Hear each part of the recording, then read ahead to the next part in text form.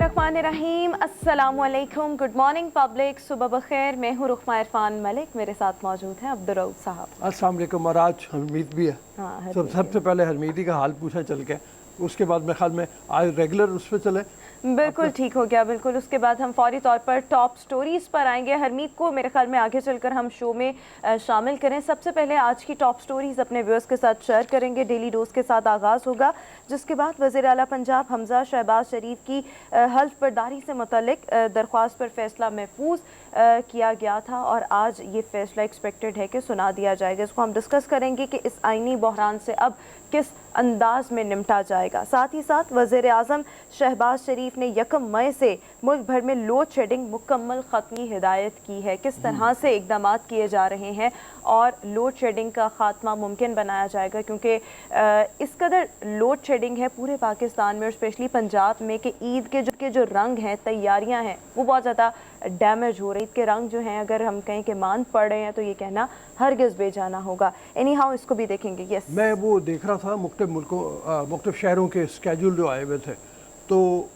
उसमें मुझे लग रहा था कि जैसे अंदरून सिंध में, बलूचिस्तान में बाज़ जगहों पे लोड शेडिंग सबसे ज़्यादा है, वहाँ सबसे अफेक्ट हो रहे हैं लोग। तो बहरहाल वज़ीर आज़म ने अगर कहा है कि लोड शेडिंग ख़त्म होनी चाहिए 1 मई तक, उसमें हमने पहले भी डिस्कस किया था 1-2 दिन पहले कि वजूहात क्या हैं। फर्नेस ऑयल का प्रॉब्लम है, कहीं जो बिजली पैदा करने वाले कारखाने हैं उनमें प्रॉब्लम आई हुई है, कहीं तरसील का मसला है, मुख्तलिफ वजूहात हैं। बहरहाल ये बहुत अच्छा इकदाम है, इसको ख़त्म होना चाहिए और लोगों को आसानी मिलनी चाहिए, ख़ासतौर पर इन दिनों में। हाँ, हमारे साथ एनर्जी एक्सपर्ट भी हमें शो में ज्वाइन करेंगे। इस सबसे आगे का अगर हम डिस्कस करें, हमारा जो एक सेगमेंट जिसका टॉपिक बहुत ज़्यादा इंपॉर्टेंट है, कम उम्री में मर्जी की शादी का रुझान। और ये रुझान हम पाकिस्तान और भारत में स्पेशली बहुत ज़्यादा देख रहे हैं। तो इसका ज़िम्मेदार कौन है? काम ये गलत नहीं है, लेकिन हर चीज़ की एक उम्र होती है और फिर बच्चों में इस तरह से अवेयरनेस जो है वो कौन पैदा कर रहा है, उसमें वालिदैन का किस हद तक रोल है, इसको भी आज हम डिस्कस करेंगे।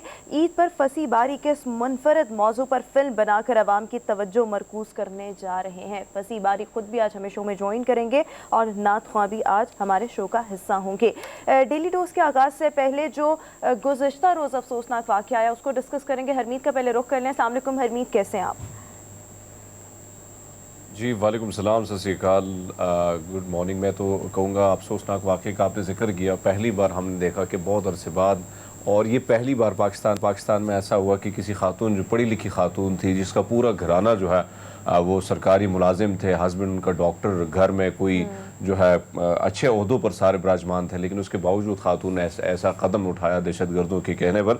बट बहरहाल बहुत अफसोसनाक है, हमारे 3 चीनी जो दोस्त ममालिक के लोग थे, शहरी थे, टीचर थे, वो भी जान से गए। तो बड़े अफसोसनाक वाक़या हुआ है, जिस पर जितनी भी जिसकी मजम्मत की जाए कम है। बिल्कुल, और आप यहाँ से अंदाज़ा लगा लें कि दहशत गर्दी के अनासर अब भी हमारे मुल्क में मौजूद हैं, लेकिन ऑब्वियसली हमारे मुल्क का दिफा मजबूत हाथों में है। जब भी ऐसा कोई वाक़या होता है, मजम्मत भी की जाती है, अफसोस भी होता है, लेकिन ये बड़ा ही अनएक्सपेक्टेड था। ये हरमीत ने बिल्कुल ठीक बात की और कल से यही बात डिस्कस भी हो रही है कि एक खातून, किस तरह से पढ़ी लिखी खातून, बलूचिस्तान यूनिवर्सिटी से और फिर अच्छा फैमिली बैकग्राउंड, बट बहरहाल अब इसकी इन्वेस्टिगेशंस की जा रही हैं। मज़ीद इन्वेस्टिगेशंस होंगी तो ये मामलात सामने आएंगे कि किस तरह से कन्विंस किया गया या अंडर प्रेशर रखा गया, क्या वजह थी कि एक खातून ने इस कदर इंतहाई कदम उठाया।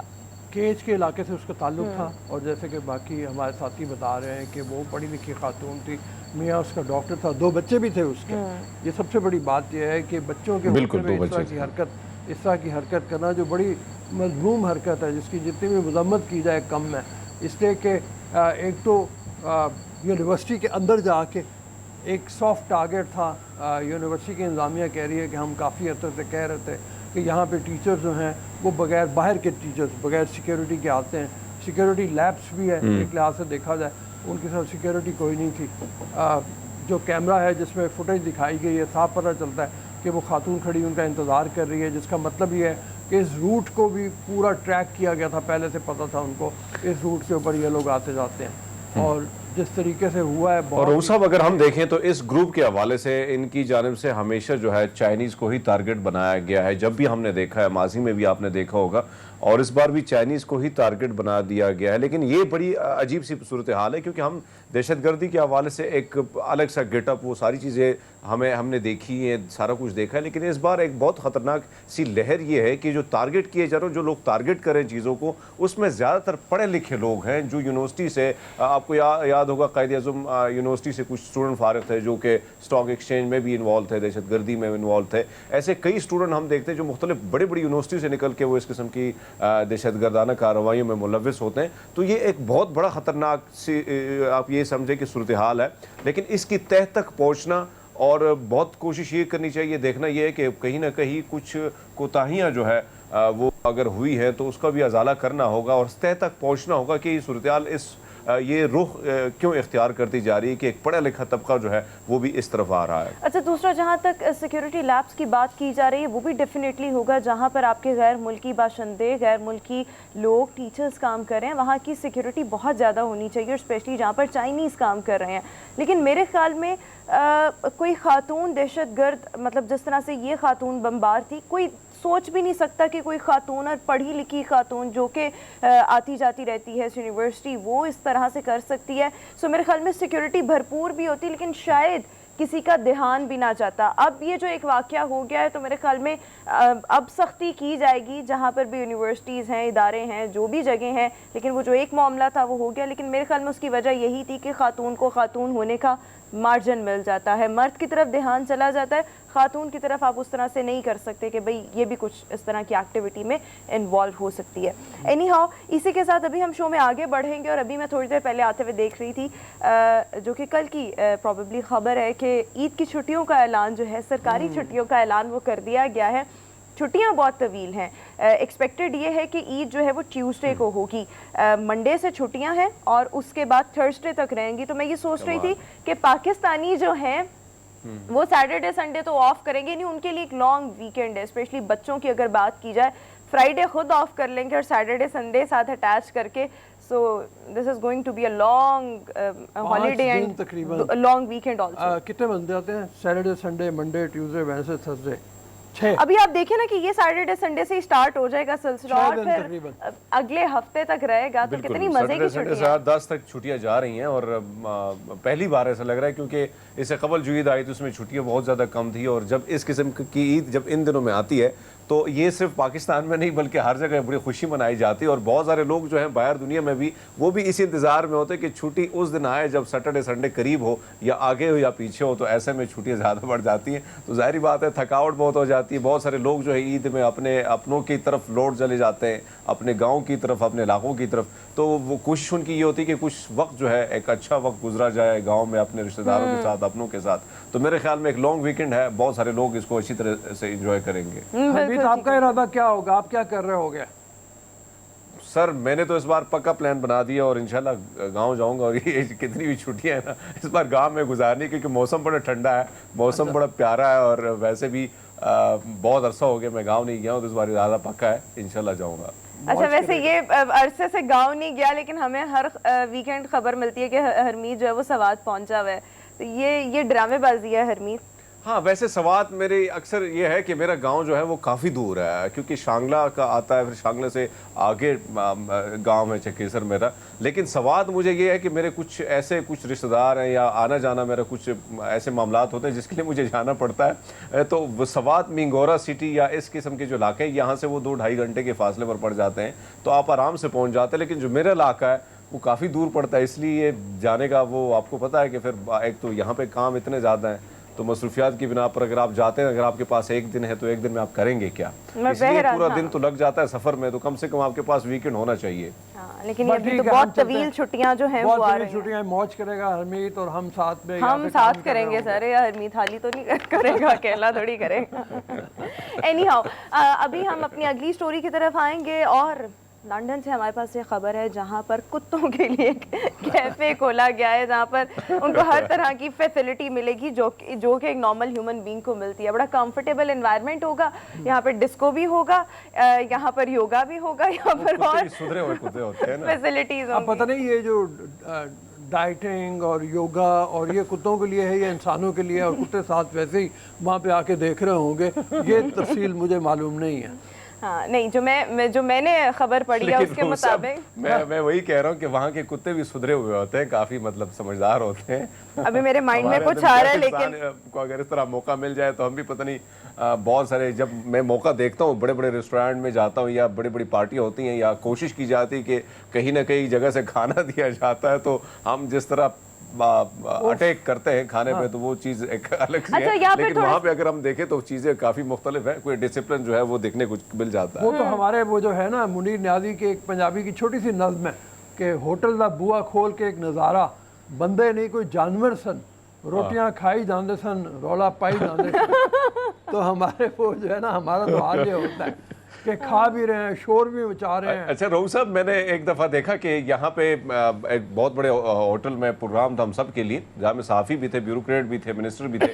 तो मैंने देखा कि लाइन लगी और जैसे खाने खुले तो सब फूट पड़े, ऐसा लग रहा कि भैया टूट पड़े खाना खत्म होने वाला है। मैंने अंग्रेज भी देखे, गोरे भी देखे कि वो भी प्लेटें उठा के भागे ना लगे। तो मैंने गोरे से पूछा कि भैया हम तो आदि, आप लोगों को क्या हुआ? कहता मुझे हमें अब अंदाजा हो गया कि दौड़ लगाएंगे तो कुछ मिलेगा, वरना कुछ नहीं मिलेगा। तो बात ये कि उनको भी अब आदत यहाँ पे हो गई है।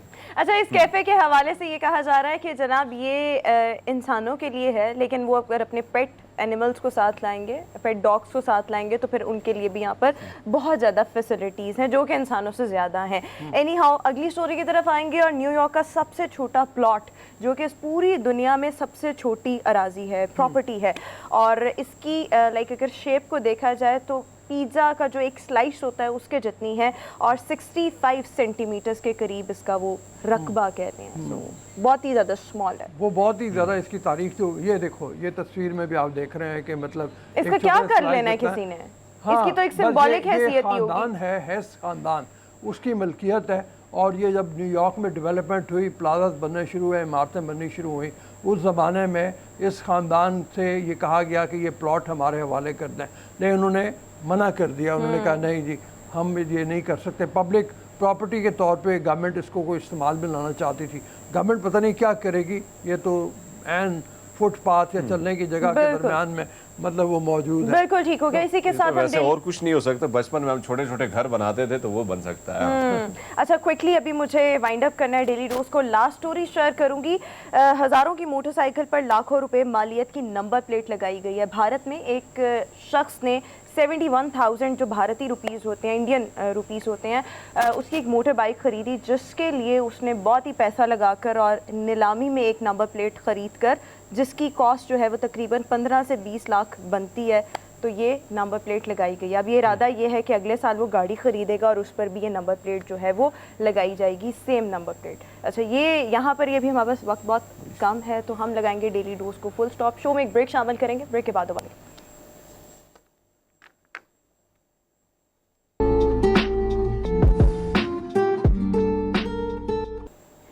ब्रेक के बाद एक बार फिर से गुड मॉर्निंग पब्लिक में आपको खुशामदीद कहेंगे। अभी आपको अपडेट करेंगे, chief justice Lahore high court justice अमीर भट्टी ने हमजा शहबाज शरीफ की दरख्वास्त निमटा दी है। अदालत ने ये कहा है कि गवर्नर पंजाब जो है वो कल हमजा शहबाज शरीफ से हल्फ लें या किसी और को इसके लिए नामजद करें।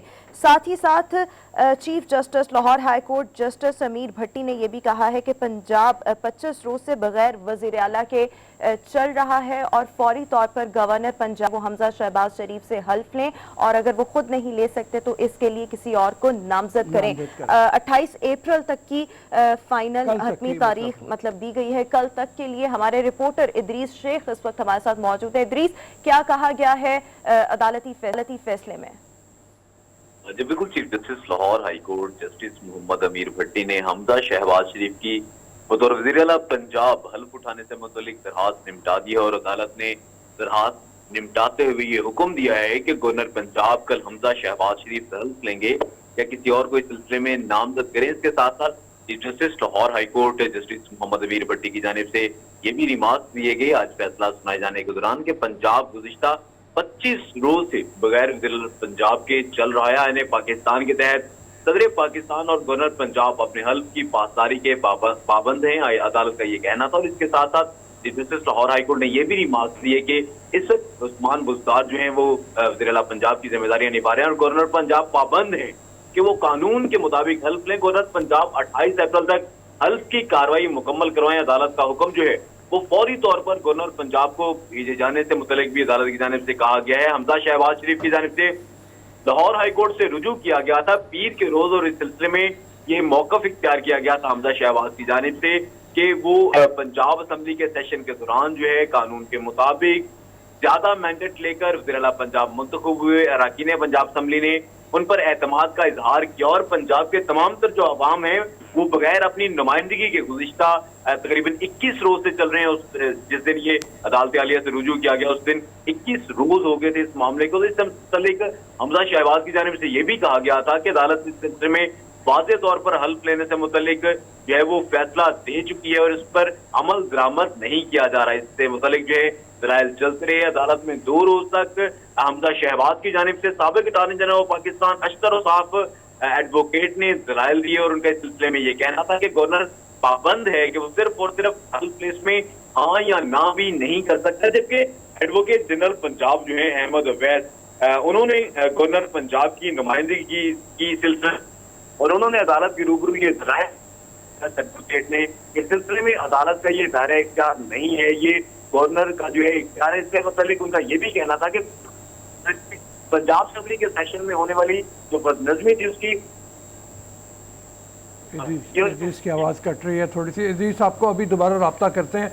ये जो कल मतलब आज हुआ है इसके बारे में कल भी जो कार्रवाई हुई थी उसके नतीजे में मतलब ये रिमार्क्स जो आए थे वो लगता यही था कि ये फैसला होना ही होना है। और ये कहा गया था कि सदर पाकिस्तान जो है वो पता नहीं सो रहे हैं और उनको जगाना पड़ता है और हम उनको जगा रहे हैं आज जो खबरों में आया हुआ है। तो अच्छा हुआ, मतलब ये वाकई बात सही है कि जब एक बार एक फैसला हो चुका है, एक बार एक मैंडेट मिल चुका है, फिर हल्फ बर्दारी को बिला वजह इतनी ताखीर का सबब बनाना कोई मतलब कोई लॉजिक नहीं बनती। और फिर इतने रोज हो गए हैं, जब हम कल भी डिस्कस कर रहे थे कि पंजाब जो है वो बगैर किसी मशीनरी के चल रहा है। उस्मान बुज़दार साहब अपना ऑफिस नहीं छोड़ रहे, यहाँ पे हमजा शहबाज शरीफ साहब जो हैं वो हेल्प नहीं उठा रहे, तो बड़ा क्योस सा था। बट हरमीत का ज़रा रुख करेंगे। हरमीत, आप क्या कहना चाहेंगे?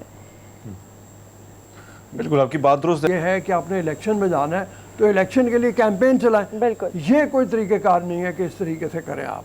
बिल्कुल ठीक हो गया। इसी के साथ अभी हम शो में एक ब्रेक शामिल करते हैं। ब्रेक के बाद वापस आएंगे। Stay with us and good morning.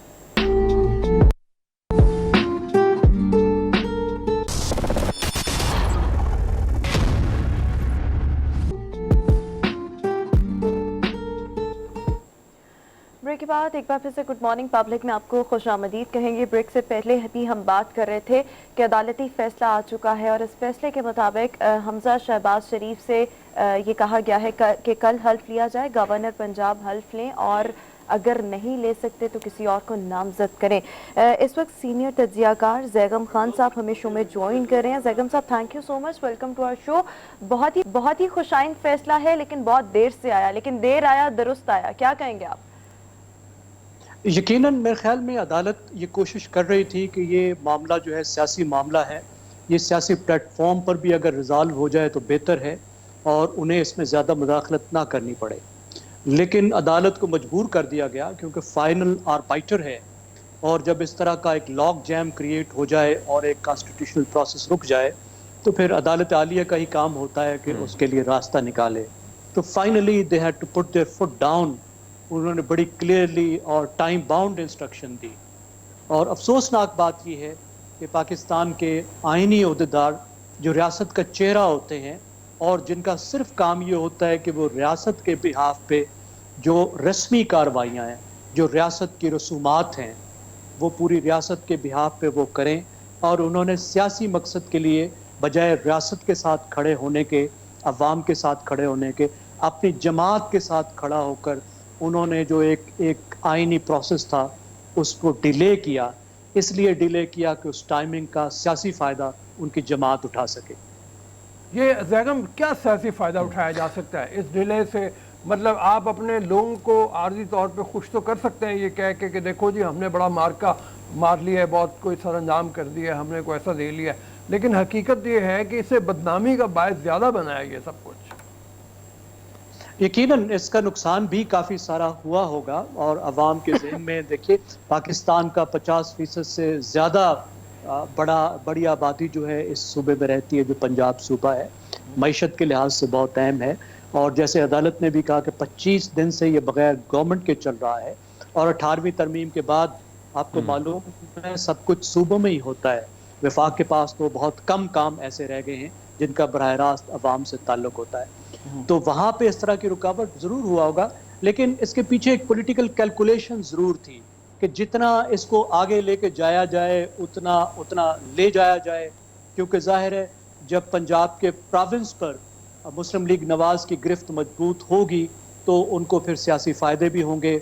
आगे जून में आपको मालूम है लोकल गवर्नमेंट का इलेक्शन भी आ रहा है, लेकिन उससे पहले जो शायद ये कैलकुलेट कर रहे थे वो ये कर रहे थे अगर हम इसको महीना एक खींच सकें और इस अरसे में जो मुनहरिफ अरकान हैं उनको हम निकलवा सकें असम्बलियों से, कुछ इस तरह की उनकी एक गेम प्लान ज़रूर थी। लेकिन जो अफसोसनाक बात है, देखिए वो गेम प्लान हो सकती है, आप सियासत खेलें सियासत के मैदान में, लेकिन जो आइनी ओहदेदार हैं उनको बीच में सियासत के शरीक करना और इस तमाम गवर्नेंस को सिर्फ एक रस्मी जो कार्रवाई है उसको रोक के डिले करना और 12 करोड़ से ज़्यादा लोगों को गवर्नेंस से महरूम करना और पूरे सूबे को एक स्टैंड स्टिल में लाना, ये हमारी जो तारीख़ है, हमारी सियासी तारीख़ है, उसका एक स्याह चैप्टर है। ठीक है जी हरमीत। अच्छा जैकम साहब, हम देखते हैं कि बयानात में भी उस सख्ती सी तलखी सी वो नज़र आ रही है। अगर हम देखें कल शेख रशीद साहब ने बड़ा सख्त सा बयान दिया कि 30 मई तक इलेक्शन ना हुए तो मुल्क में खाना जंगी हो सकती है। आपका क्या ख्याल है सर? हरमीत साहब, जो इंसाइटमेंट टू वायलेंस है ये एक बहुत संजीदा जुर्म है, पूरी दुनिया में कहीं पे भी ये बर्दाश्त नहीं किया जाता। और ये पाकिस्तान ही है जहां हमारे मजहबी रहनुमा भी इंसाइटमेंट टू वायलेंस जो है वो करते फिरते हैं, तशद्दुद पे उकसाते हैं। जहां जो ट्विटर पे आता है वो तशद्दुद पे उकसाता है और सियासी रहनुमा तशद्दुद पे उकसाते हैं। एक ऐसे सियासी रहनुमा जो कल तक पाकिस्तान के वज़ीर दाखिला थे, जिनका काम ही ये था कि वो तशद्दुद को और तशद्दुद के फ़रोग़ को रोकें, इंसाइटमेंट टू वायलेंस को रोकें, इस तरीके से वो इस इंतहा दर्जे की इंसाइटमेंट टू वायलेंस कर रहे हैं कि पूरे मुल्क को खाना जंगी की धमकियां दे रहे हैं। आपको पता है खाना जंगी में क्या होता है? खाना जंगी में तो पूरे मुल्क जल जाते हैं। आखिर क्यों सारे पाकिस्तान को सजा मिलेगी? भाई ऐसा हुआ क्या है, आपके 2-2.5 जो इत्तेहादी थे वो आपको छोड़ गए, तो इसका मतलब है पूरा पाकिस्तान खाना जंगी में चला जाए? ऐसा यकीनन नहीं हो सकता, ऐसे हालात नहीं है। लेकिन आप देखिए कि कैसी फैंटसीज हैं ये लोग, कैसे बीमार ज़हन हैं और कैसे ख्वाब देख रहे हैं कि अगर हुकूमत से हम निकले हैं तो फिर पाकिस्तान जो है वो चले ही ना, पाकिस्तान तबाही के रास्ते पे चल जाए। Very very sad, very sad, बिल्कुल सही कह रहे हैं। अच्छा जैकम, ये बताइए कि ये जो गवर्नर पंजाब ने प्ली ली हुई थी, जो उनको बताया गया और उसके मुताबिक वो चलना चाह रहे थे, वो ये था कि ये सारी कार्रवाई जो शहबाज शरीफ की, हमजा शहबाज शरीफ की हुई है, वो सारी कार्रवाई गलत थी, जिसमें वो जिक्र आता है कि जी वो तो गैलरी से वो वोट के लिए कहा गया और किस तरीके से हुआ। तो अगर वो उस कार्रवाई को गलत करार दे रहे हैं तो अदालत ने तो उठा के उसको भी एक तरफ फेंक दिया। इसका मतलब यह है कि कार्रवाई को जस्टिफाई कर दिया अदालत ने। देखिए कार्रवाई सही थी या गलत थी, आइन में ये कहाँ लिखा है कि गवर्नर साहब इस बात का फैसला करेंगे कि असम्बली में होने वाली कार्रवाई, असम्बली का कोई vote of no confidence, assembly का इलेक्शन, असम्बली का वोट ऑफ कॉन्फिडेंस, वो सही था या गलत था? बिल्कुल। कहाँ पे गवर्नर साहब को इख्तियार है? कहाँ से गवर्नर साहब को इस बात का जज बनाया गया है या इस बात का उन्हें इख्तियार दिया गया है कि वो इसका फाइनल फैसला करें कि क्या सही था असम्बली में, क्या गलत नहीं था? उनको तो सिंपली इख्तियार ही नहीं है, उनको तो इस पर राय तक नहीं देनी चाहिए, चाहे जाए कि वो फैसला करें कि सही था या गलत था। अगर गलत था तो जो अग्रीव पार्टी है, गवर्नर साहब तो पीटीआई के रुकन नहीं है, जब गवर्नर बनते हैं तो पीटीआई के रुकन नहीं रहते, आप पाकिस्तान के नुमाइंदे हैं, विफाक के नुमाइंदे हैं। तो अगर किसी पार्टी को इस पर नाराजगी है तो उसका फोरम है पाकिस्तान की आला अदलिया, क्योंकि अगर वहाँ पे गलत हुआ है तो इसका मतलब है वहाँ पे जो कवानीन थे सबसे पहले आइन के मुताबिक नहीं हुआ होगा, दूसरी बात यह है कि कोई कानून तोड़ा गया होगा, तीसरी बात यह है असम्बली के रेगुलेशन तोड़े गए होंगे। अगर ऐसा हुआ है तो जिस पार्टी को शिकवा है वो फौरी तौर पर जाके अदालत में जाए। और देखिए अदालत में इस वजह से फेंका है कि ये वाली ग्रीवेंस लेकर तो पीटीआई गई ही नहीं है, मेरे इल्म में नहीं है, आप मेरी तस्दीक कीजिए बिल्कुल। कि पीटीआई जो है वो ये लेकर गई हो, ये बात लेकर गई हो कि जो इलेक्शन है ये खिलाफ ज़ाब्ता हुआ है। जब वो लेकर जाएंगे और अदालत अगर ये महसूस करती है तो वो इलेक्शन को कालअदम भी करार दे सकती है, लेकिन वो तो एक अलग केस होगा ना। उस केस को तो पीटीआई कम अज कम इस केस के दरमियान में नहीं लड़ रही है। तो एक सादा सी बात है कि गवर्नर साहब की आईनी जिम्मेदारी है कि जो भी वजीर आला मुंतखब हुआ है उसको एक रस्मी कार्रवाई में वो हल्फ दें ताकि उसके बाद वो अपना काम शुरू कर सके। ये सिर्फ एक रस्म है, ठीक ये है। कोई ऐसी बहुत बड़ी बात नहीं है। असल चीज तो वो वजीर आला उस दिन बन गए जिस दिन उनको असम्बली में मुंतखब कर लिया।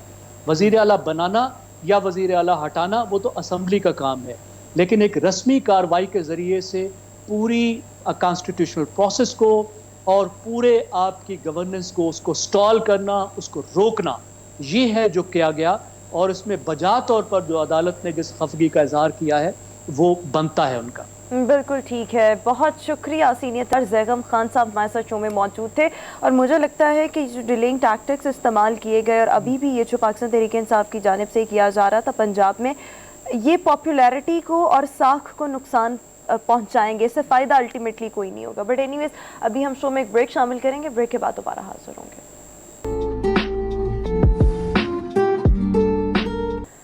ब्रेक के बाद एक बार फिर से गुड मॉर्निंग पब्लिक में आपको खुशामदीद कहेंगे। पूरे मुल्क में इस वक्त बिजली की एलानिया और गैर एलानिया लोड शेडिंग का सिलसिला जारी है।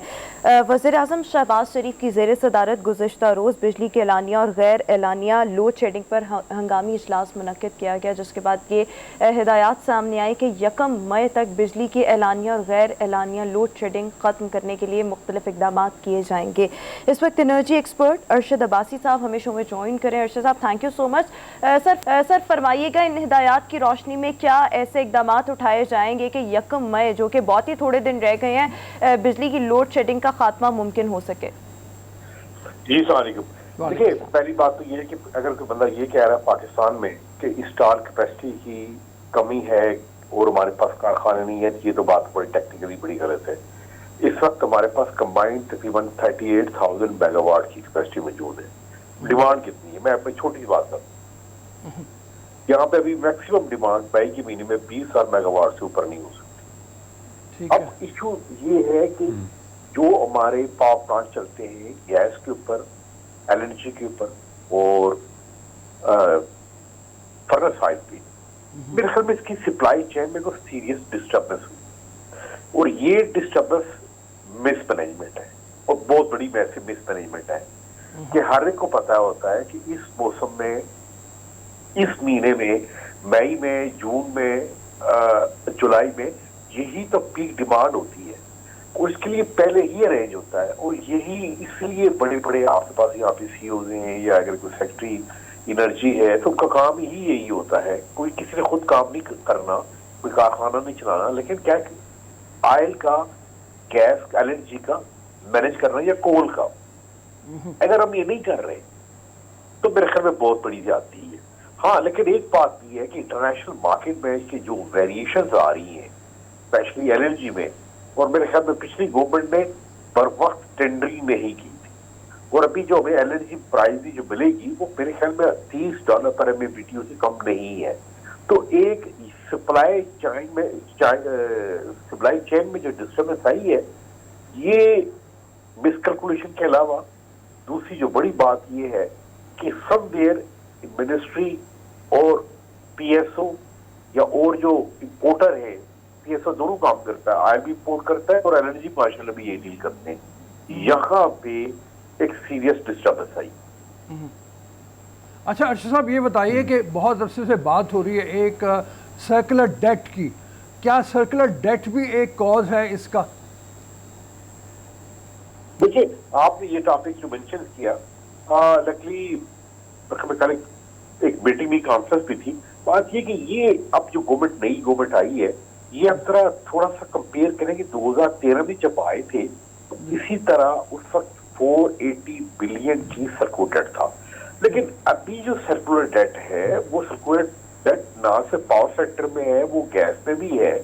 और ये अगर आपको अमाउंट अगर हम देखा जाए तो वो तो बड़ा खौफनाक है। जैसे 2200 बिलियन सर्कुलर डेट है, कोई तकरीबन 800 बिलियन कैपेसिटी पेमेंट है। और अभी जो फिगर आ रही है, जो एक्यूरेट, हमारे पास एक अभी तक एक्यूरेट फिगर भी मुख्तलिफ डिपार्टमेंट की रिकनसाइल गैस की भी है तकरीबन 1200 बिलियन। अगर आप ये सारा सब कैलकुलेट करें और एक इसको कोरिलेट करें इस लोड शेडिंग से, तो मेरे ख्याल में मुझे 2013 वाली बात भी आ रही है कि शायद इसी तरीके से IMF के पैसे भी कुछ आ जाएंगे और सबसे पहले इन्हीं IPPs को बगैर टेक्निकल स्क्रूटनी के, बगैर ऑडिट के पैसे चले जाएंगे, क्योंकि वो भी 480 बिलियन सर्कुलेट पहले था 2013 का, वो अभी तक केस नैब में पड़ा, वो उसका वो हल नहीं हुआ, केस स्टिल चल रहा है वो। अच्छा, वो हल नहीं हुआ, अभी तक चल रहा है। जी हरमीत। अच्छा सर, मुझे ये बताएं कि जिस तरह बात की जा रही है कि 27 पावर प्लांट में से 20 जो फौरी ओपन करने की बात की गई है, कल जो है वो ब्रीफिंग जिसमें हुई थी उसके बाद शहबाज शरीफ साहब ने हुक्म भी जारी कर दिया है, लेकिन साथ साथ ये बताएगा कि क्या कोताहियाँ हुई, कौन सी गलती हुई माजी में। जब भी हम आते हैं तो जब गवर्नमेंट जाती है तो पिछली हुकूमत पर भी इल्ज़ाम लगना शुरू हो जाते हैं कि उन्होंने कोई तवानाई के हवाले से कोई ऐसा काम नहीं किया। तो PTI हुकूमत से कौन सी गलतियाँ हुई जिसकी वजह से, क्योंकि जब भी गर्मियों का मौसम आता है तो जाहिर बात है तलब बढ़ जाती है बिजली की, और लेकिन जब गर्मी आती है तो बिजली गायब, जब सर्दियाँ आती है तो आपको पता है कि फिर गैस गायब। ये सूरत हाल कब तक ऐसी जारी है, और अब इस बहरान को आप कैसे देख रहे हैं? यकम मई की तो बात की गई है, लेकिन क्या ये बहरान चलता जाएगा इन गर्मियों में?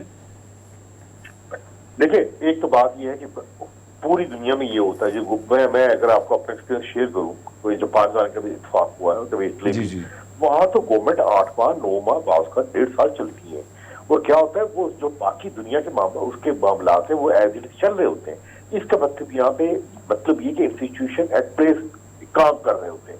हमारा जो सबसे बड़ा इशू वो ये है कि हमारा जो कलेप्स है, माधव के साथ बात करनी पड़ेगी क्योंकि मैंने बड़ा करीबी सब डिपार्टमेंट्स को डील किया है। हमारे यहाँ कलेप्स ये है ब्यूरोक्रेसी लेवल के ऊपर और ऑपरेशन लेवल के ऊपर कि जब कोई गवर्नमेंट जा रही है तो क्या होगा, वो एक अपने लोग लेके आती है, जब नहीं आती है वो अपने लेके आती है। अब जब नहीं अपने अभी लेके नहीं आए, लेकिन पहले ही एक इतना शोर मच गया हुआ है कि जी हमने सर्कुलर क्लियर करना है, और ये कि पिछली गवर्नमेंट ने सही ऑर्डर नहीं किए, उसके ऑर्डर नहीं किए। देखिए, ये ऑर्डर ऑयल के और LNG के अभी भी हो सकते हैं, कोई मुश्किल इतनी बड़ी बात नहीं है, अभी भी मार्केट अवेलेबल है। इशू मेरे ख्याल में ये है, यहाँ पे एक पॉइंट स्कोरिंग भी है, और मुझे इस लोड शेडिंग पे टेक्निकली कोई रीजन नजर नहीं आ रही। कोई ये बंदा है जैसे यहाँ पे डॉक्टर सदम अली साहब इनके हैं कि वो कहते हैं जी पावर प्लांट खराब है। भाई पावर प्लांट कौन से खराब है, आप किसकी बात कर रहे हैं? IPP जो है उसकी प्लांट अवेलेबिलिटी फैक्टर कभी इन्होंने देखा नहीं है। अगर खराब है तो हमारी जिम्मेदारी गवर्नमेंट की नहीं होती, वो तो उनकी अपनी जिम्मेदारी है। ये बात कर रहे हैं जेनकोस की, जो कि मेरे ख्याल में अब से भी 20 साल से कुछ रिडंडेंट पड़े हुए, ये उसको लेके आ रहे हैं। यहां पर मैं थोड़ा शक पड़ जाता है कि इनका मतलब क्या है। क्या इसी तरह सर्कुलर को निकालने के लिए आर्टिफिशियल एक क्राइसिस किया जा रहा है, एक बात। और दूसरी बात ये है जो ऑयल पे अभी वो हुआ है कि एक इन्होंने इनकी एक पता नहीं, इन्होंने इनकी जो डिफरेंस एक पॉलिसी है कि हमने जो सब्सिडी दी जा रही है सब्सिडी हम शायद खत्म कर दें।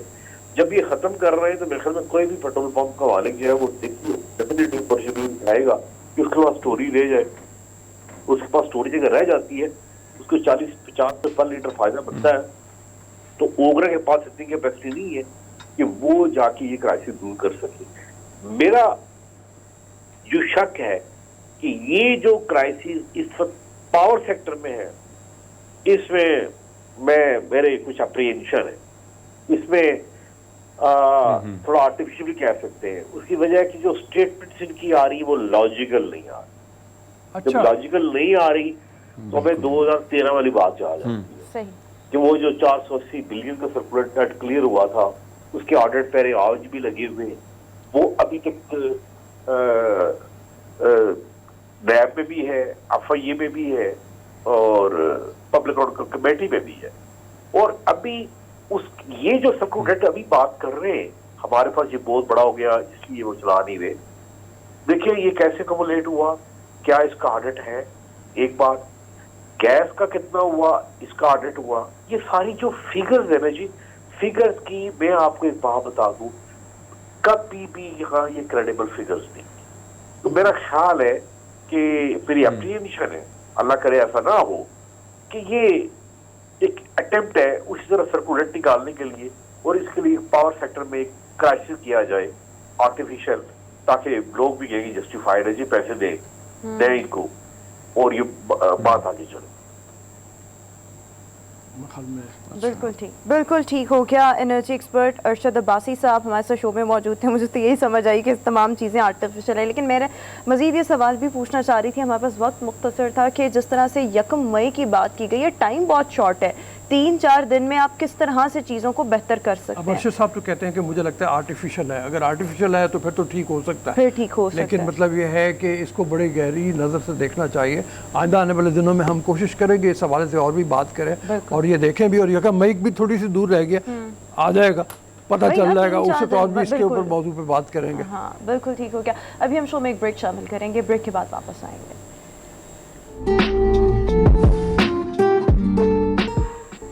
ब्रेक के बाद एक बार फिर से गुड मॉर्निंग पब्लिक में आपको खुशामदीद कहेंगे। कम उम्री में मर्जी की शादी का रुझान, ये चीज़ पाकिस्तान में बहुत ज़्यादा बढ़ती चली जा रही है, और अगर हम कम उम्री की शादी का रुझान देखें तो पाकिस्तान इस वक्त पूरी दुनिया में 6ठे नंबर पर मौजूद है। इसके बहुत से रीज़न्स हैं। कम उम्री में शादी होने के साथ साथ अगर देखा जाए इसमें अपनी मर्ज़ी का भी शामिल होना, शायद टेक्नोलॉजी का इस्तेमाल बहुत ज़्यादा बढ़ चुका है, वालिदैन उस तरह से बच्चों की तरबियत पर तवज्जो नहीं दे रहे, और भी इसके बहुत से रीज़न्स हो सकते हैं। बट असल मुहर्रिकात क्या है जिसकी वजह से हम इस तरह के केसेस बहुत ज़्यादा देख रहे हैं? हाल ही में हमने देखा दुआ जो है, दुआ ज़हरा का, और 2 और लड़कियां भी हैं, निमरा काज़मी, और एक और वाकया है। हाँ, 14 साल की लड़कियां जो हैं वो घरों से भाग रही हैं, और किस तरीके से वो भाग के जाती हैं और जिनसे शादियां कर रही हैं। अब दुआ ने जैसे शादी की है, वो खुद अभी FSC का तालिब इल्म है, वो भी नौजवान है। क्या ऐसे रीजंस हैं जिसकी वजह से जो बच्चियां हैं वो इस तरह का कदम उठा रही हैं? राइटर आमना मुफ्ती इस वक्त हमें शो में ज्वाइन करी। आमना, थैंक यू सो मच। आमना, वालिदैन की जानिब से आपको क्या लगता है, ब्रॉटअप में क्या कोताहियां ऐसी रह रही हैं कि हमारे बच्चे बच्चियां इस तरह के कदम उठा रहे हैं? आमना को मेरे ख्याल में आवाज़ नहीं जा रही। ब्रॉटअप के सोशल मीडिया का जो एक बेदरेग इस्तेमाल है, मोबाइल का, ये जो फ़ोन है ना, ये जिस वक्त हम बच्चों के हाथ में दे देते हैं, हम मेरे ख्याल में एक बड़ी तबाही का शिकार बन रहे हैं। तो पकड़ाने वाले भी तो पकड़ाने वाले फिर चेक भी नहीं है, चेक एंड बैलेंस। हाँ, चेक एंड बैलेंस नहीं है। वो पता नहीं क्या चीज़ देख रहे हैं, क्या नहीं देख रहे, उनको किस तरीके के असरात हो रहे हैं, उसके बारे में कोई मॉनिटर करने वाला नहीं है, कोई गाइडलाइन देने वाला नहीं है। फिर सोशल मीडिया के अलावा मेन स्ट्रीम मीडिया से जो खबरें जिस तरीके की चलती हैं, या जो ड्रामे जिस तरह के चलते हैं, जो प्रोग्राम जिस तरह के चल रहे हैं, बाहर की फिल्में जिस तरह से देख रहे हैं लोग, वो सारे का सारा एक उनके लिए तबाही का बायस बन रहा है। अच्छा, ये जो सारी चीज़ें, मुझे ऐसा लगता है कि इसमें पेरेंट्स भी बहुत ज़्यादा कसूरवार हैं। पहले बच्चों के हाथ में मोबाइल फ़ोन्स देना, अच्छा उसके लिए फिर चेक एंड बैलेंस होना चाहिए, आप उस पर चेक एंड बैलेंस भी नहीं रखते।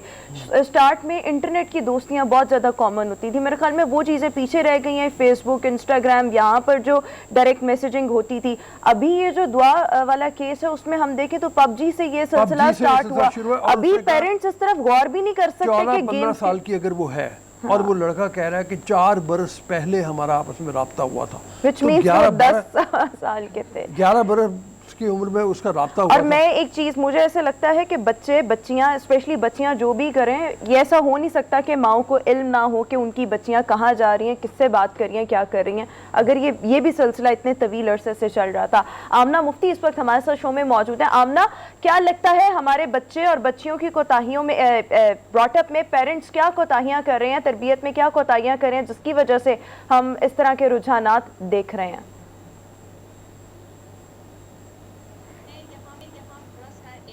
इख्तलाफ करना चाहूंगी। इट्स वन केस, एक इतनी बड़ी आबादी में 1, 2 या फिर 3 केस हुए हैं जो एक ही हफ्ते में रिपोर्ट हुए, तो हम जनरलाइज नहीं कर सकते, लेकिन बहरहाल एक केस को भी नज़रअंदाज नहीं किया जा सकता। तो जहाँ तक ताल्लुक है कि माँ बाप के नज़रअंदाज करने का या माओ के नज़रअंदाज करने का, ये मैं कल से सुन रही हूँ तमाम न्यूज़ चैनल्स पे भी, सोशल मीडिया पे भी, कि ये कसूर माँ का था, माँ को बच्ची की तरबियत में कोई कमी नहीं छोड़नी चाहिए थी, या इस तरह से सब कुछ। तो मैं ये समझती हूँ कि माँ, कौन सी माँ ये चाहेगी कि वो अपनी बेटी के लिए कुछ बुरा करे। कोई लिंक मिसिंग था। वो लिंक क्या है? मैंने कल भी कहीं ये बात कही थी कि हम बहुत सारी चीजों को रूल आउट नहीं कर सकते, जिनमें से ये जो नए दौर के गेम्स हैं, सॉर्ट ऑफ पबजी या और गेम्स, क्योंकि मुबैना तौर पे वहीं पे इन बच्चों की मुलाकात हुई, तो उनकी मौजूदगी और जाहिर है फिर घूम फिर के बात वहीं आ जाती है कि क्या पेरेंटिंग में इजाजत है कि बच्चे इस तरह के गेम्स खेल सकें। तो बहरहाल बात घूम फिर के वहीं आ जाती है कि कुछ कमी माँ और बाप और घर के माहौल में ऐसी रह जाती है कि बच्चे बाहर इस तरह की चीजें तलाश करते हैं। I agree with this point. अच्छा आमना, जैसे आपने ये कहा पबजी मतलब गेम हो गई, उसके बारे में भी ये आ रहा है कि ये 11 बरस की उम्र में ये बच्ची जो है शायद उसने उस लड़के से रब्ता कायम किया है।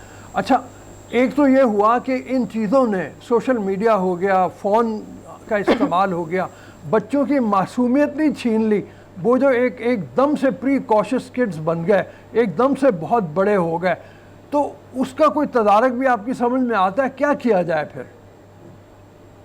देखिए रऊफ साहब, बात यह है कि हम इसमें, मैं तो बहुत हद तक इन गेम्स को और इन चीज़ों को और जो टेक्नोलॉजी के साथ एक चीज़ एंटर हुई है, मैं उसके बहुत ज़्यादा उसको मॉनिटर करने के हक में हूँ।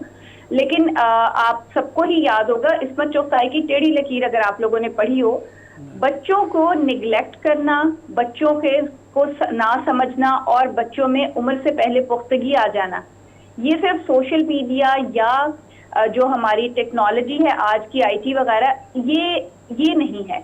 इसमें बहुत से फैक्टर्स हैं। हम सोसाइटी में भी बच्चे वक्त से पहले बहुत सारी ऐसी चीजों का उनको पता चल जाता है जो उनको नहीं पता चलना चाहिए। छोटे दिमाग है उनके ऊपर, उसकी एक बोझ की तरह से वो होती है।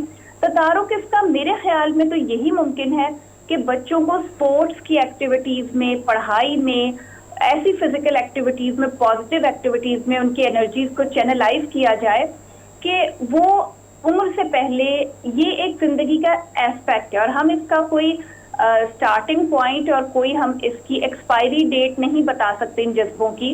लेकिन बहरहाल चूंकि एक सर्टेन एज से पहले ये एक जिम्मेदारी का एक मामला होता है, शादी और ये सब, तो वो जाहिर है हम बीइंग गुड सिटीजन या जिम्मेदार शहरी हम इस चीज को अलाउ तो नहीं कर सकते, ना हम इससे आंखें बंद कर सकते हैं। तो मेरे ख्याल में स्पोर्ट्स जो कि हमारे यहाँ बहुत ओवरलुक्ड है, स्पेशली फॉर गर्ल्स, अगर वो बच्चियों की जिंदगी में हो तो शायद निस्बतन ये चीज जो है इसको हम किसी तरह से कंट्रोल कर सकें। ठीक है जी हरमीत। अच्छा आमना, मैं वैसे अगर सोशल मीडिया, हम हर चीज़ सोशल मीडिया पे बहुत ज़्यादा डाल रहे हैं, इसमें कोई शक नहीं है कि सोशल मीडिया से बहुत सारी चीज़ें या तो हमारे सामने वो केसेस आ रहे हैं, पहले नहीं आते थे। मैं अपनी बात कर रहा हूँ, मेरा ताल्लुक के गाँव से। मेरे साथ एक लड़का था, 5th क्लास का ये वक्त है, मुझे जब याद आ रहा है, तब उसकी शादी हुई और हम बड़े हैरान होते थे, उनसे पूछते थे अब शादी हो गई, अब शादी है क्या चीज़, हमें ये भी नहीं पता था। तो जब वैसे पता चलता तो वो कहते कि भाई माँ की, वालदा की डेथ हुई है तो खिदमत के लिए वो छोटी सी बच्ची को ले आए। ऐसे कई शादियाँ मैंने खुद देखी हैं देहात में कि बच्चों की शादी सिर्फ खिदमत के लिए कराई जाती थी। तो क्या लगता है कि क्या गैप क्या है, अवेयरनेस की कहीं ना कहीं कमी तो नज़र आ रही है, चाहे सोशल मीडिया से पहले ये दौर में आपको बता रहा हूँ, और आज भी कई देहातों में छोटी बच्चों की ऐसी शादी हो जाती हैं। देखिए देहात की शादी तो, चूंकि हरमीत लकीली हम दोनों ही देहाती हैं, तो हमें अच्छी तरह अंदाजा है कि एक तो इसलिए कि वो एक खिदमत के लिए, काम के लिए, और दूसरा ये भी होता है कि देहात में चूंकि इस तरह के हालात होते हैं कि बच्चियों की सिक्योरिटी के लिए वो कहते हैं कि जी ये अपने घर चली जाए, उसके बाद इसका शौहर जाने, इसके ससुराल वाले जाने, ये जाने, तो एक वो भी मसाइल होते हैं। लेकिन चूंकि आहिस्ता आहिस्ता हम अर्बनाइज हो रहे हैं और हम इस चीज को अंडरस्टैंड कर रहे हैं कि ज़ाहिर शादी एक बहुत बड़ी जिम्मेदारी है, खानदान को चलाना है, तो उसमें फिजिकली भी वीक होती हैं बच्चियां और मेंटली भी वो बहुत सारी चीज़ों को नहीं अंडरस्टैंड कर सकती हैं, भी वो ग्रो कर रही होती हैं। तो इसको तो मैं किसी भी सूरत में कभी भी डिफेंड नहीं कर सकती कि इस तरह के वाकयात के तदारुक के लिए, ये भी मैं 2 रोज से सुन रही हूँ कि कम उम्री में शादी कर दी जाए, तो यूं ये बिल्कुल कोई इन चीजों का कोई हल नहीं है। अच्छा आमना, यहाँ पर कता कलामी की माजरत चाहूंगी, थोड़ा सा ऐड ये करना चाहूंगी कि कम उम्री में शादी का रुझान ये एक और चीज है, कम उम्री में भागकर शादी करना ये एक एंटायरली डिफरेंट है। देहातों में अगर कम उम्री में शादियां हो रही हैं तो वो पेरेंट्स खुद करें, रिश्तेदार खुद करें, वो भाग के शादियां नहीं हो रही हैं। There is a difference. बिल्कुल बिल्कुल, यही बात है कि अगर नुकसान दोनों का एक ही है, अगर आप देखें तो दोनों उम्र का में कोई होती नुकसान नहीं एक ही है। चाहे पेरेंट्स अपनी करें या भाग मर्जी के है करें। जी, अपनी मर्जी है या किसी की मर्जी है, किसी भी सूरत में अंडर एज शादी जो है वो, उसको मुझे नहीं इल्म कि किस वजह से क्यों पुलिस ने इसको बच्ची को अलाउ कर दिया कि आप चली जाएं अपने, और उनको ससुराल वाला कह दिया और वो शौहर कह दिया। ये एक बड़ा अजीब सा खेल है जो क्लियर नहीं हो रहा अभी मुझ पे भी। तो ये चीज तो किसी भी सूरत में अलाउड नहीं, चाहे आप अपनी मर्जी से कर लेते हैं इस उम्र में या पेरेंट्स भी कर देते हैं, तो इट शुडंट बी अलाउड, क्योंकि एक बहुत बड़ी जिम्मेदारी है शादी। शादी सिर्फ खेल तमाशा नहीं है कि घर से भाग गए और एक थ्रिल है या पबजी का एक और लेवल है। It's such a big responsibility. तो ये किसी भी सूरत में, इसको किसी भी सूरत में, चाहे देहात में हो रही है, शहर में हो रही है, बच्चे जो अपनी इसको आज़ादी समझते हैं, अपना हक समझते हैं, मैं इसको किसी भी सूरत में डिफेंड नहीं कर सकती। अच्छा आमना, मैं अगर आप दोनों की इजाजत हो तो आमना से एक सवाल करना चाहता हूं। जी। आमना साहब, अगर हम देखें तो जब सोशल मीडिया है, अब अगर हम देखें तो अपने जो है वो पराये होते जा रहे हैं, पराये अपने होते जा रहे हैं। एक एज होती है, जिस तरह रोमा ने बात की कि छोटी उम्र में यूं भागना, ये जो सपने, फिल्में, ड्रामा, वो सारी चीज़ें जो दिमाग में पड़ जाती हैं, और जज्बाती एज होती है दुल्हा और वो सारी चीज़ें, तो ये कितनी हसास एज है और कितना ख्याल रखना है जो पेरेंट्स है। क्या ये गैप जो है उसी वजह से ये मामलात हो रहे हैं कि कम्युनिकेशन गैप नहीं हो रहा है, मिट नहीं रहा है, या कुछ ऐसी चीज़ें जिसकी वजह से ये मामलात हो जाते हैं? देखिए, कम्युनिकेशन को मैं नहीं समझती कि इसके लिए कोई इतनी वो अहमियत रखता है, क्योंकि वो भी आप लोगों ने भी पढ़ा ही होगा, क्लासिक दौर में भी तो कबूतरबाजी से इश्क हो जाया करता था और खिड़कियों और चिलमनों की ओट से हो जाया करता था, और कम उम्र ही माशूक होती थी क्योंकि वही बेवकूफ़ बन जाती थी। तो ये तो एक ऐसी चीज़ है कि जो यूनिवर्सल है। इससे ये है कि स्पीड तेज हो गई, जो फासला तय होने में सालों लगते होंगे वो फासला तय होने में दिन लग रहे हैं, हफ्ते लग रहे हैं, लेकिन बहरहाल it was there, always there. और इसमें एक पहले भी शायद आप लोगों की किसी प्रोग्राम में बात हो चुकी है कि it varies from person to person, और इसी तरह parent to parent, house to house, ये चीज इसका ध्यान रखना पड़ता है। अपने बच्चे को उसकी माँ ही अंडरस्टैंड कर सकती है, वो ही अंडरस्टैंड कर सकते हैं वो पेरेंट्स जिनके वो जेनेटिकली उनकी औलाद है, कि इन बच्चों को हमने किस तरह से इन खास किस्म की एक्टिविटीज से दूर रखने, खास एज तक। और हमें इनको, क्योंकि उनकी बच्चों की सिक्योरिटी है हमारा पर्पस। अब इसको वो बच्ची इनसिक्योर है, वो बच्चा इनसिक्योर है, दोनों ही सिक्योर नहीं है। हमारा मकसद ये है, being elders, being responsible civilians, कि हम उन बच्चों को इस माशरे में तहफ़्फ़ुज़ फराहम करें, उनके अपनी सोचों से भी, उनके अपने अंदर भी जो ऐसी ज़ाहिर चीज़ें चेंज आ रही होती है कि एज के साथ, तो उससे भी उन बच्चों को किस तरह से हमने उनको हेल्प आउट करना है। तो मैं समझती हूँ कि ये घूम फिर के फिर पेरेंट्स के ऊपर जिम्मेदारी आ जाती है कि अपने बच्चे को, उसकी बातों को आपको गौर से सुनना है, उसको डांटना नहीं, सख्ती से उसकी बात जो वो कर रहा है आप ये समझिए कि वो उस पर अमल भी कर सकता है, क्योंकि वो आपका बच्चा है। अगर आप खुद सख्ती कर सकते हैं तो वो भी उसी तरह से रिएक्ट कर सकता है। तो ये पेरेंट्स के ऊपर बहुत ज़्यादा जिम्मेदारी आयद होती है। इसमें एक और चीज़ भी है, और वो तरबियत के साथ साथ ये है, अब जब पुरानी बात हम कर रहे हैं दौर की, जहाँ पे खतूत लिखे जा रहे होते थे और इसी के ऊपर ही बहुत ज़्यादा वो हो जाता था कि ख़त आएगा और मैं ख़त का जवाब दूंगा। अब वो सारे फासले एक SMS ने दूर कर दिए, 1 मिनट में आपने बात, मुद्दा बयान कर दिया और बात आगे को चल पड़ी। लेकिन खैर, जो बात मैं करना चाह रहा हूँ वो ये है कि माँ बाप की तरबियत की जिस वक्त बात आ रही है, तो बच्चों को बलूगत में आके वहाँ पे बलूगत के फ़राइज़ समझाना भी एक उनकी ज़िम्मेदारी बन जाती थी। ये मौजूदा दौर में कहीं ऐसा तो नहीं हुआ कि हमने वो ज़िम्मेदारियाँ भी उनको अपनी संभाली छोड़ दी हैं और हम उनको एक अपनी मर्ज़ी से बड़ा होने दे रहे हैं। अपने पीयर्स के असरात उनके ऊपर बहुत ज़्यादा हैं, जहाँ पे वो असर लेके इस तरह की हरकतें कर रहे हैं। रऊफ साहब, आपकी बात बिल्कुल बजाय आपकी बात कि ऐसा भी है, बहुत सी जगहों पे ऐसा भी है। हमारी तालीम में बहुत सारी जगहों पे ऐसे हुक्म हैं, हम भी ज़ाहिर है इन्हीं तालीमी इदारों से पढ़ के आए हैं, और मुझे सिवाय एक तो अपने उस्तादों के नहीं याद कि उन्होंने कभी हमसे बैठ के ये बात की हो कि बेटा अगर कभी ज़िंदगी में ऐसा कोई हो तो क्या उस सिचुएशन से अपने आप को कैसे निकालना है, वो सिचुएशन जो अपनी ही सोच उस तरफ लेके जा रही है उससे कैसे निकलना है, और क्या आपके लिए कौन सा रास्ता उस वक्त बेहतर होगा। या आपको उस वक्त पे किससे हेल्प लेनी होगी, क्या अपने पेरेंट्स से डिस्कशन करनी होगी या कोई दोस्त होगा, क्या होगा। हमारे बच्चे अगर इस तरह की सिचुएशन में जाते हैं तो वो बिल्कुल तन्हा हो जाते हैं। उनका अगर राजदान होता है तो कोई बेवकूफ़ी से हेली उन्हीं की एज की या बेवकूफ़ सा दोस्त ही होता है। तो या फिर ये है कि वो फिल्म्स वगैरह में या उधर जो हम एक सस्ती जज्बातियत देखते हैं, बगावत, भाग जाओ, दौड़ जाओ, ख्वाबों का शहजादा और ये और वो वगैरह वगैरह, ये शहजादी, तो वो चीजें ही हमारे लिए यहाँ पे हमें जवाबात मिलते हैं।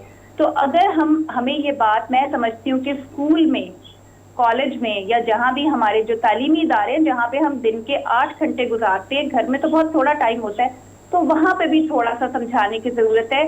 फिर मेन स्ट्रीम मीडिया पे भी और लिखने वालों पे भी एट सर्टेन एज, क्योंकि मुख्तलिफ एज के हमारे, अच्छा एक और बहुत बड़ा गैप है जो बीच में आ गई बात, अच्छा हुआ कि हमारे यहाँ जो बच्चों का लिटरेचर है वो आके क्लास 6 के बच्चों के बाद, लाइक 12 साल के बच्चों के बाद वो गायब हो जाता है।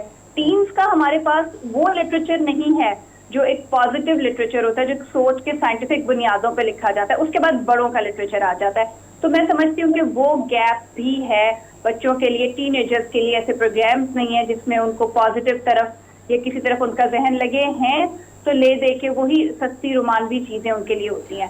बिल्कुल तो ये भी एक सोसाइटी की तरफ से एक कमी है, सोसाइटी की तरफ से कमी है। और मेरे ख्याल में फौरी तौर पर मतलब अभी से ये चीज़ हर एक को इंडिविजुअल लेवल पर स्कूल्स में, इंस्टीट्यूट्स में स्टार्ट कर देनी चाहिए कि बच्चों का जो माइंड है वो बहुत अर्ली एज से पॉजिटिव हेल्दी एक्टिविटीज़ में इंगेज कर दिया जाए ताकि इन चीज़ों का टाइम ही ना मिले। तो कंट्रोल जो है बहरहाल इस तरीके से इसका आगाज़ किया जा सकता है, कंट्रोल किया जा सकता है। थैंक यू सो मच ने हमें शो में ज्वाइन किया। अभी हम शो में एक ब्रेक शामिल करेंगे।